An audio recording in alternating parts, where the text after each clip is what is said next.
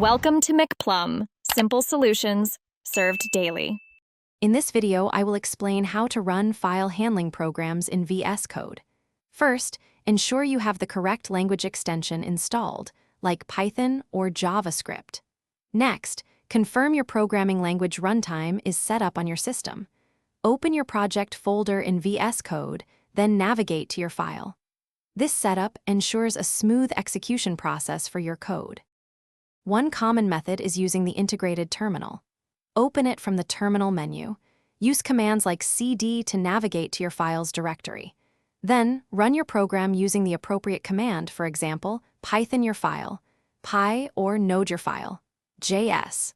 This method offers direct control and immediate feedback, making it very efficient for quick tests and script execution. Another powerful option is the Run and Debug feature. Click the Run and Debug icon in the sidebar.